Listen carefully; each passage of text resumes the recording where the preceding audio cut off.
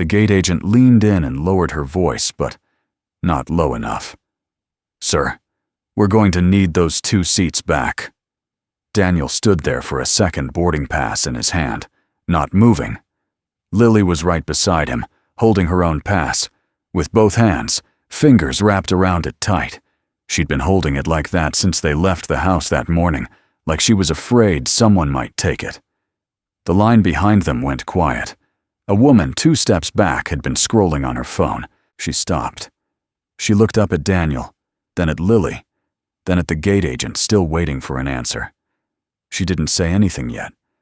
She just reached down and set her bag on the floor. Slowly, like she had decided something but wasn't ready to say it out loud. Daniel Harlow was not a man who asked for much. He had stopped asking for things around the time he stopped expecting them, which was roughly 2 years ago on a Tuesday afternoon in November, when a security guard handed him a cardboard box containing a framed photo of Lily, a coffee mug, and the small potted cactus he kept on the corner of his desk. He had carried that box through the lobby without saying a word, past colleagues who found sudden interest in their computer screens, past the receptionist, who gave him a look he still hadn't figured out how to describe. Somewhere between pity and relief, the kind of look people give when they're glad it wasn't them. He had been a financial analyst at Langston Group for 6 years. Not the flashiest job, not the loudest man in the room, but he was good at what he did. Careful detail, oriented, the kind of person who caught things other people missed. That habit of catching things was exactly what got him fired. He had found a discrepancy in a contract review his colleague Todd Brennan had submitted. Numbers that didn't line up. Transactions routed in ways that made no sense unless someone was trying to obscure them. Daniel had flagged it in writing, sent it up through proper channels, and waited. What he didn't know was that Todd had already gotten there first, not to fix the problem, but to reframe it. By the time the HR meeting happened, Daniel was no longer the person who found the issue. He was the issue. The termination letter cited financial misconduct, breach of internal policy. The company had a zero-tolerance clause, and they exercised it with the kind of speed that suggested the decision had already been made before anyone sat down. Daniel had asked to speak directly to Victoria Langston, the CEO, whose name was on the building. He was told that wouldn't be necessary. His access badge was deactivated before he reached the elevator. By the time he got to the parking garage, his company email had already been shut down. He sat in his car for 22 minutes before he started the engine. He didn't know what else to do. The months that followed were the kind that don't make for good stories, because nothing dramatic happens, just the slow, grinding pressure of a life being renegotiated. His wife, Sarah, held on for 6 months. She wasn't cruel about it. She just couldn't watch him send out resumes every morning and come back empty every night. She said she still loved him, and Daniel believed her. She took a job offer in Portland, and they agreed that Lily would stay with Daniel during the school year. It was the most civilized conversation they ever had, and somehow that made it worse. After she left, Daniel started driving for a rideshare app on weekend nights. He picked up tutoring work on Saturdays. He cut every expense that wasn't Lily. He rebuilt slowly and quietly, the way people do when no one is watching. Lily turned 7 in September. She had her mother's eyes and Daniel's habit of holding things carefully, like she already understood that some things once dropped don't come back together the same way. For her birthday, Daniel promised her something he had been planning for 3 months: 2 seats in first class on a flight to visit her grandmother in Denver. He had accumulated miles over years of work, travel back when Langston Group sent him to conferences and client meetings, and he flew coach and quietly pocketed the points. It wasn't extravagant. It wasn't a statement. It was just a birthday promise, the kind a father makes when he wants his daughter to have one morning that feels like the world is treating her right. He had printed the boarding passes the night before. Lily had asked to hold hers, and he'd let her. She had folded it once carefully and put it in the small, zippered pocket of her backpack. In the morning before they left, she took it out and held it the whole drive to the airport. She was still holding it when the gate agent told Daniel those 2 seats needed to go back. The agent's name tag said, Brenda.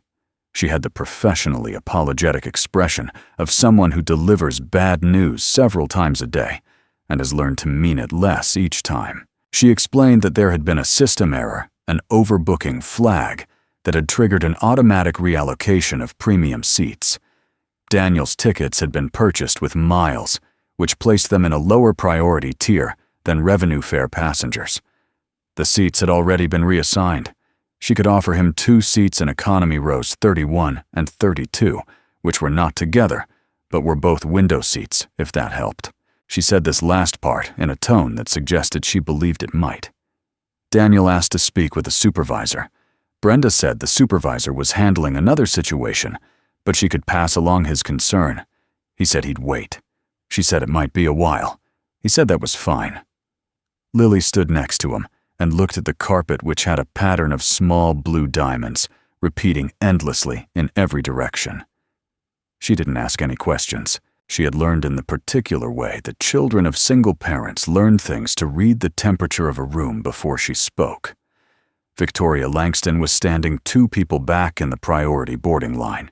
She had a carry-on bag in one hand and her phone in the other, and she had been half reading an email from her CFO about Q3 projections when the gate agent's voice cut through her focus. She looked up. The man at the counter had his back to her, but something about the way he was standing straight, measured not raising his voice, made her keep watching. Then he turned slightly to check on the girl beside him, and Victoria saw his face. Her stomach dropped in a way she hadn't felt in years. Daniel Harlow.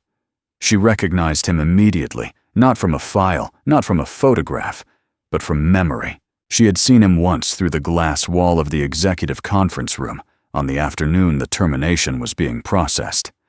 He had been standing in the hallway outside waiting. She remembered thinking he looked calm. She had assumed it was guilt. She had assumed a great many things that afternoon because Todd Brennan had spent 40 minutes presenting her with a carefully organized folder of evidence, and she had believed every page of it. She had signed the letter before the meeting was even over. She had a 4 o'clock call with the board, and she needed it resolved. She had not asked to speak with Daniel. It had not occurred to her that there was any reason to. She looked back at her phone. Then she looked up again. The little girl beside him was still staring at the carpet. Daniel was talking to the agent in a low, even voice, explaining that the tickets had been purchased in good faith and that the miles used were legally his, and that he would appreciate if someone with actual authority came and explained exactly which policy justified this reallocation. He wasn't angry. He was precise. Victoria recognized that too.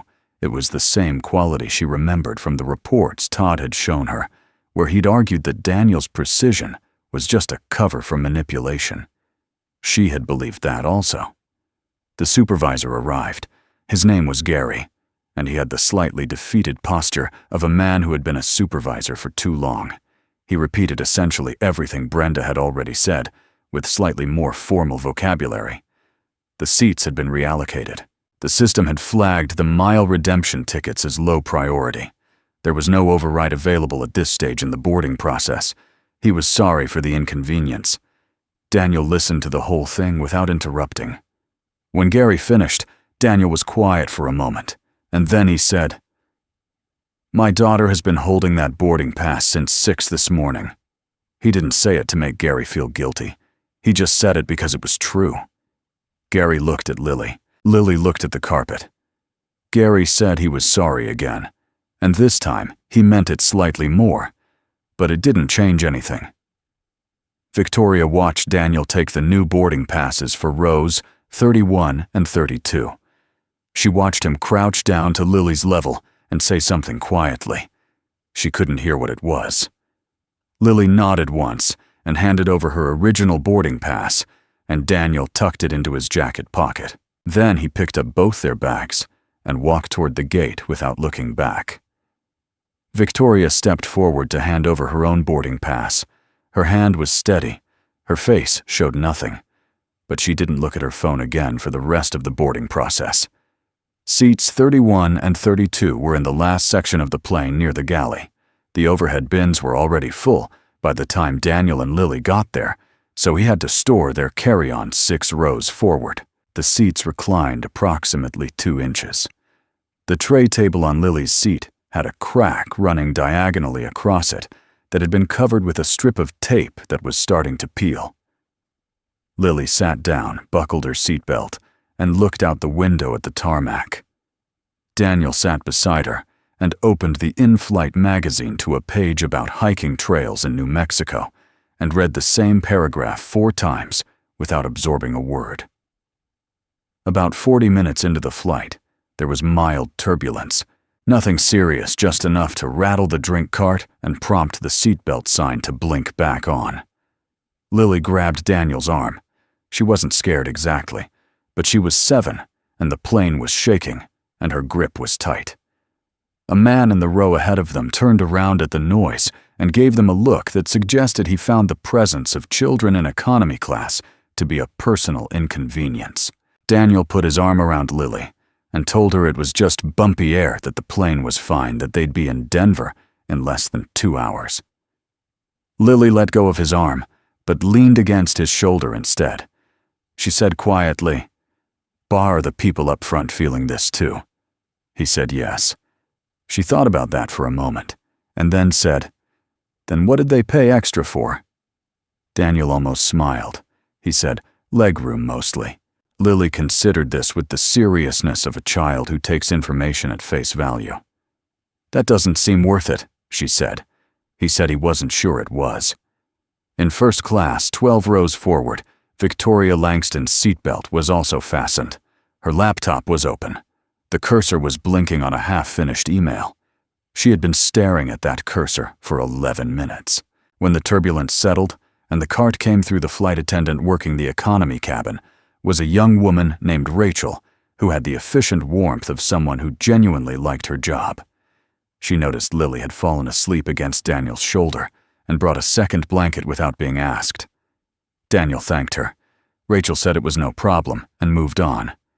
It was a small thing. Daniel sat with Lily asleep on him and the blanket half draped, and thought not for the first time that small things were sometimes the only things that mattered. Victoria had unbuckled and walked back to use the lavatory near the galley. On her way back through the curtain dividing the cabins, she slowed. She could see them, Daniel with his head tilted slightly back against the headrest, eyes closed but not sleeping, and Lily curled into him, the way children curl into the one person they trust completely. The tray table with the cracked surface, the small backpack tucked under the seat, the original boarding pass still visible in the breast pocket of his jacket folded once.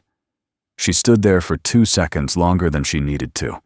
Then she went back to her seat. She sat for a long time without moving. Then she opened a different folder on her laptop. Not the Q3 projections, not the board deck, but an older file she had not opened in over a year. It was labeled simply, Brennan Internal Review. She had flagged it for follow-up 18 months ago after an offhand comment from one of her auditors that hadn't quite added up.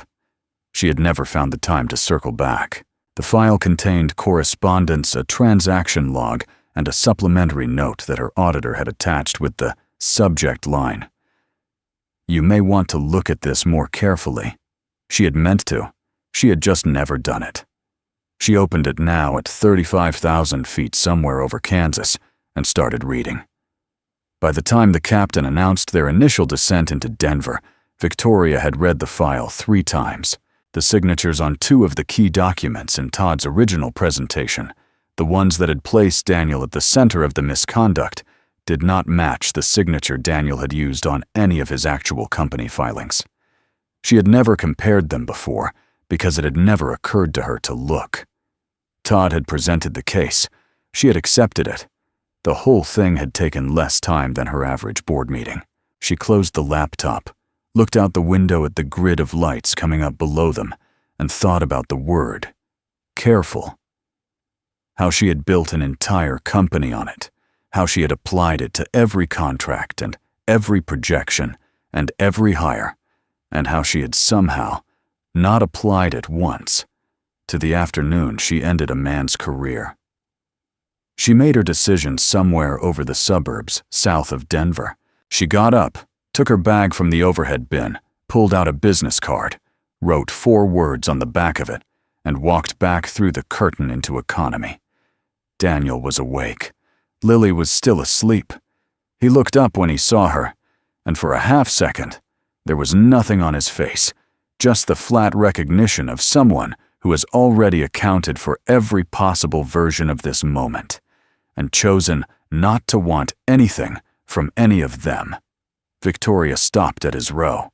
She didn't sit down. She held out the card. Daniel looked at it without taking it. She said, "I know you don't have any reason to listen to me." He said no. She said, "I read the Brennan file on the way down. The audit file my team flagged and I never followed up on." He didn't say anything. She said, "The signatures don't match. 2 of the primary documents. They were fabricated." The plane tilted gently as it continued its descent. Lily shifted in her sleep, but didn't wake. Daniel looked at his daughter for a moment and then back at Victoria. He said, "I know." She said, "You knew." He said, "I had copies of the originals. I've had them for 2 years. I just didn't have anyone to show them to who would have cared." Victoria put the card on the tray table, the cracked one, the one with the peeling tape. She said, "Todd is still at the company. He runs a full division now." Daniel said, "I know that too." She said, "I'd like to fix this properly." Daniel picked up the card and looked at it. On the back, she had written, "I owe you the truth." He turned it over and looked at the front, which had her name and her direct line, and the Langston Group logo he had once seen every morning on his badge. He put the card in his jacket pocket next to the folded boarding pass. He didn't say yes. He didn't say anything. But he didn't hand it back either, and Victoria understood the distinction. The wheels touched down, and the cabin filled with the usual sounds of arrival bags, shifting seat belts, clicking open phones, buzzing back to life with accumulated notifications. Lily woke up and looked out the window at the runway lights moving past. She said, "Are we here?" Daniel said they were. She said, "Did I miss anything?" He looked at Victoria, who was already moving back toward the front of the plane. He said, "Not really. Just some turbulence." He called the number on the card 4 days later. He had waited partly because he needed to think, and partly because he needed to find the folder, the one he had kept at the bottom of a box in his closet for 2 years, the one he had told himself he was saving for a reason, without ever quite believing a reason would come. The folder contained printed copies of the original reports he had filed the email thread, where he had escalated his concerns, and 3 pages of annotated notes he had made in the week before the termination, when he had suspected something was being set in motion, and had documented everything he could think to document. He had been methodical about it. It was the same quality that had made him good at his job and dangerous to Todd Brennan, and he had been careful enough to keep the evidence, even when he'd stopped believing it would ever matter. Victoria picked up on the second ring. She said she was glad he called. He said he had the documents. She said she had already begun an internal audit, but that his originals would be essential for anything formal. He asked what anything formal meant. She said she had contacted outside counsel. She said Todd Brennan had been placed on administrative leave that morning, pending investigation. She said this carefully, and without any of the corporate softening that Daniel had learned to distrust. He was quiet for a moment, and then he said, "What happens to my record?" she said. "That's the first thing we're correcting. The termination will be reclassified. The misconduct finding will be removed. We'll issue a formal letter confirming you left in good standing." He said, "That's not the same as 2 years." She said, "No, it isn't. I know that." They met in person 10 days later in a conference room on the 14th floor of the Langston Group building, not the executive floor at Victoria's suggestion, just a neutral room with a long table and a view of the street. Daniel brought the folder. Victoria had her legal team and her head of HR and a notary. The meeting took 2 hours. Daniel said almost nothing for the first 90 minutes. He answered questions when asked, provided documents when requested, and watched the lawyers work with the focused quiet of a person who has spent a long time being disbelieved and is not yet fully comfortable being believed. Near the end of the meeting, Victoria's lead counsel said the evidence was unambiguous and that the company's exposure was significant. Victoria said the exposure was not the primary concern. The counsel said it was his job to make it the primary concern. Victoria said she understood that, and then they moved on.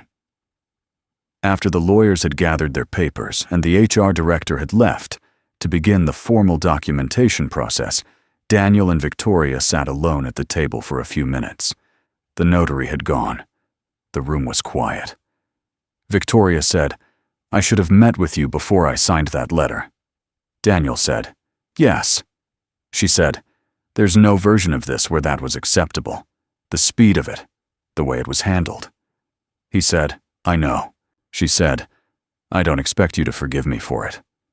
He looked at the folder on the table between them, 2 years of careful documentation, the accumulated proof of a thing that should never have needed proving, and he said, "I'm not sure forgiveness is the right word for what I'm working on. I think what I'm actually working on is just putting it down, the whole thing. It's been heavy." Victoria didn't say anything. Outside the window, a delivery truck was double parked, and a cab was trying to get around it, and the driver was leaning on the horn with the particular impatience of someone who has somewhere else to be. Ordinary city noise. Both of them listened to it for a moment, without comment. Todd Brennan resigned 11 days later, ahead of the formal conclusion of the audit. His resignation letter cited personal reasons and a desire to pursue other opportunities. The company's communications team issued a brief internal memo acknowledging a review of certain past personnel decisions and a commitment to procedural improvements. It was the kind of statement that said everything and nothing, which was how these things usually worked. Daniel received his formal clearance letter by certified mail on a Thursday.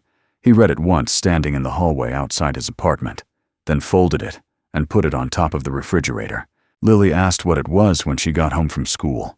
He said it was something from work. She asked if it was good news. He thought about it for a second and said yes, more or less it was.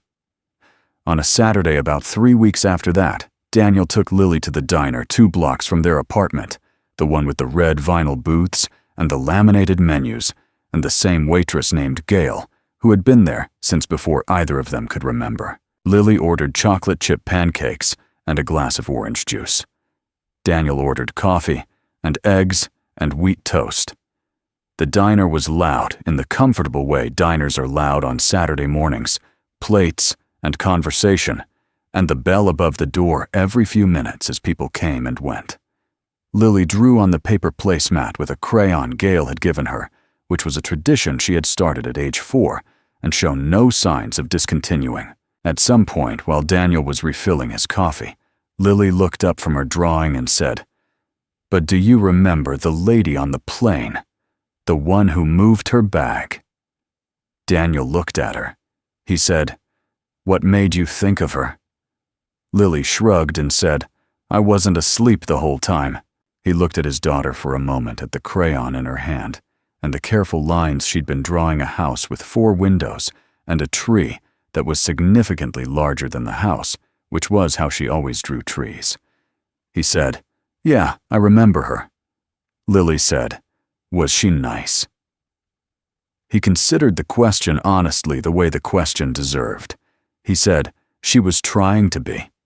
Lily seemed to find this satisfactory. She went back to her drawing. Gail brought the pancakes and set them down with the efficiency of someone who has delivered pancakes to this table many times and sees no reason to make a production of it. Daniel wrapped both hands around his coffee mug and looked out the window at the street. A woman was walking a dog that was clearly in charge of the walk. A kid on a scooter was navigating around a fire hydrant with extreme concentration. A man was sitting on the front steps of the building across the street, reading a newspaper, which felt almost anachronistic, but also somehow exactly right. The kind of ordinary Saturday morning that doesn't ask anything of you. He had started applying for positions again carefully selectively, with the formal clearance letter ready to attach, and a resume that no longer had a 2-year gap he had to explain around. A few had already responded. He wasn't in a hurry. He had learned in the specific way that hard years teach specific things, that being in a hurry was mostly just a way of not trusting the work. He had done the work. He had the folder to prove it. He had a daughter who asked good questions, and a Saturday and a cup of coffee and a window onto a regular street. It was not everything. But it was not nothing either, and he had gotten better at knowing the difference. Lily pushed the placemat across the table toward him. She had drawn him into the picture, a figure standing next to the oversized tree, considerably smaller than the tree, which was also accurate. He picked it up and looked at it. She had given him a smile that took up about 1/3 of his face, which was generous, and he suspected aspirational. He folded the placemat in half the way she had folded the boarding pass carefully with both hands, and put it in his jacket pocket. Lily watched him do this with the quiet satisfaction of someone whose work has been correctly received. Then she picked up her fork and started on the pancakes. He didn't get everything back. Nobody gets everything back. 2 years is 2 years, and a piece of paper can correct the record, but it cannot correct the time. And Daniel had stopped expecting otherwise somewhere along the way, in the same quiet, gradual process by which he had stopped expecting most things. What he had was a Saturday morning, and his daughter eating pancakes, and the knowledge that the next Monday, and the one after that, would not require him to carry something he no longer needed to carry. For a man who had spent 2 years being careful about what he set down, that was enough to be worth noticing.